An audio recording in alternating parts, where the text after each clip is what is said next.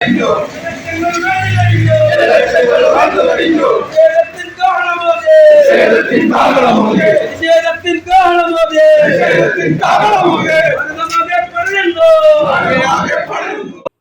സർക്കാരിന്റെ തൊഴിലാളി വിരുദ്ധ നയങ്ങൾക്കെതിരെ സംയുക്ത ട്രേഡ് യൂണിയൻ സമിതി ആഹ്വാനം ചെയ്ത 24 മണിക്കൂർ അഖിലേന്ത്യാ പണിമുടക്ക് അർദ്ധരാത്രി മുതൽ ആരംഭിച്ചു.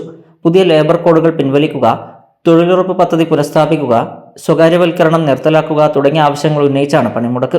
CITU, INTUC, AITUC തുടങ്ങി 10ഓളം കേന്ദ്ര ട്രേഡ് യൂണിയനുകളുടെയും കർഷക സംഘടനകളുടെയും നേതൃത്വത്തിലാണ് സമരം പുരോഗമിക്കുന്നത്. തൃക്കരിപ്പൂരിൽ പണിമുടക്ക് പൂർണ്ണമായിരുന്നു. വാഹനങ്ങൾ അപൂർവം മാത്രമാണ് നിരത്തിലുണ്ടായത്. കടകമ്പോളങ്ങളും സർക്കാർ സ്ഥാപനങ്ങളും അടഞ്ഞുകിടന്നു. തൃക്കരിപ്പൂർ പഞ്ചായത്ത് ഓഫീസ് തുറന്നത് സമരാനുകൂലികൾ എത്തി അടപ്പിച്ചു. പണിമുടക്കിന് അഭിവാദ്യം അർപ്പിച്ച് തൊഴിലാളികൾ തൃക്കരിപ്പൂരിൽ പ്രകടനവും പൊതുയോഗവും നടത്തി. TV ബാലകൃഷ്ണൻ ഉദ്ഘാടനം ചെയ്തു. M ഗംഗാധരൻ അധ്യക്ഷനായിരുന്നു.